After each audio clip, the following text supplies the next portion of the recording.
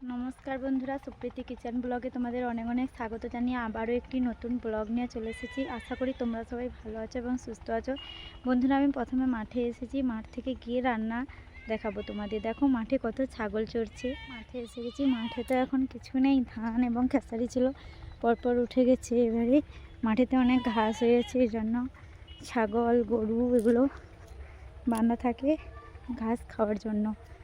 দেখো ছাগলগুলো বাঁধা আছে, দেখাচ্ছি তোমাদের। আমাদের গ্রামের দিকে গরু এবং ছাগল মুরগি সবাই পুষে থাকে। দেখো কত সুন্দর এই ছাগলটি, দেখো তোমাদেরকে দেখাচ্ছি। এখানে দুটো, তার বাচ্চারা ওধারে, ওখানে দেখো কত সুন্দর এই ছাগলগুলি।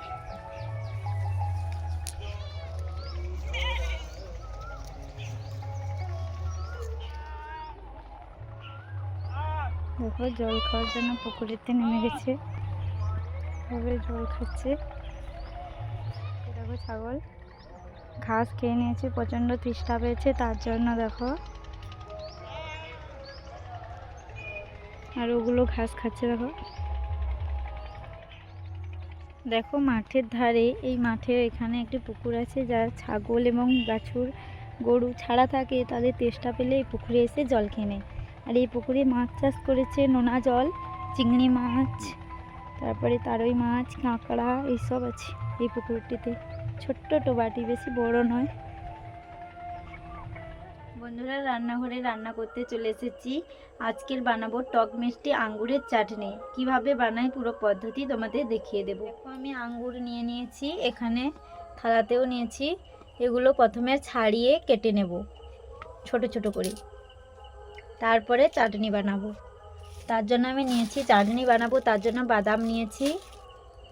প্রথমে আঙ্গুরগুলো কেটে নিচ্ছি। দেখো আঙ্গুরগুলোকে আমি গোল গোল করে কেটে নিয়েছি। এইভাবে চাটনি বানাবো তার জন্য ছোট ছোট করে কেটে নিয়েছি।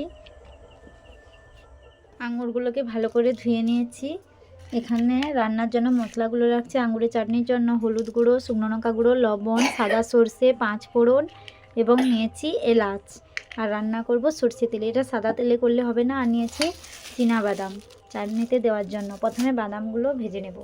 কড়া বসিয়ে দিয়েছি, প্রথমে আমি বাদামগুলো ভেজে নেব।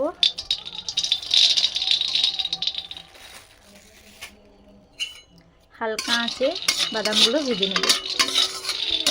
বন্ধুরা দেখো আমার মেয়ে নাড়তে বসে গেছে। বাদামগুলো কীভাবে বসে গেছে দেখো। বাদামগুলো ভাজা হয়ে গেছে, আমি তুলে নিচ্ছি। বানানোর জন্য আমি কড়াই প্রথমে সরষে তেল দিয়ে দিচ্ছি।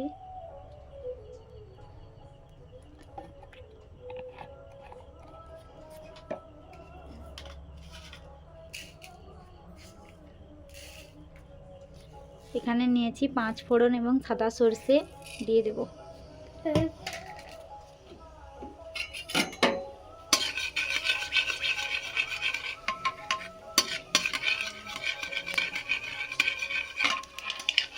এবারে সর্ষেগুলো হয়ে গেছে, দিয়ে দেব আঙুরগুলো।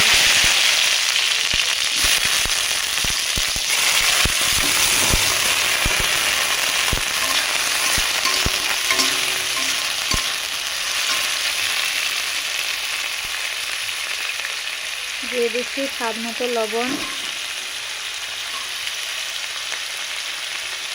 হলুদ গুঁড়ো, শুকনো লঙ্কা গুঁড়ো,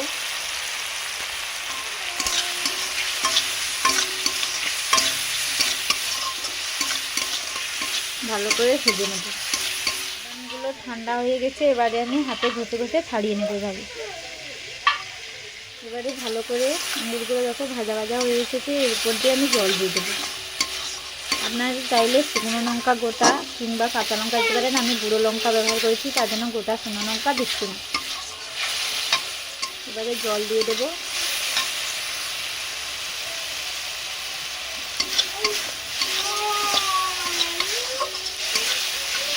অল্প করে জল দিয়ে দিচ্ছি।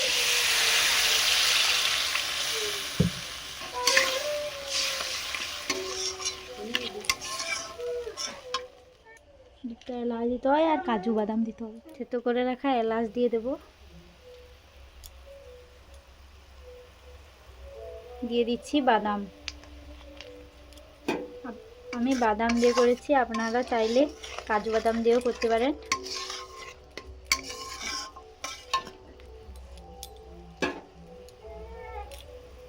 দেখো আঙ্গুরের চাটনি ফুটে গেছে, এবারে আমি নামিয়ে নিচ্ছি, হয়ে গেছে। দেখো এইভাবে এবারে নামিয়ে নিচ্ছি।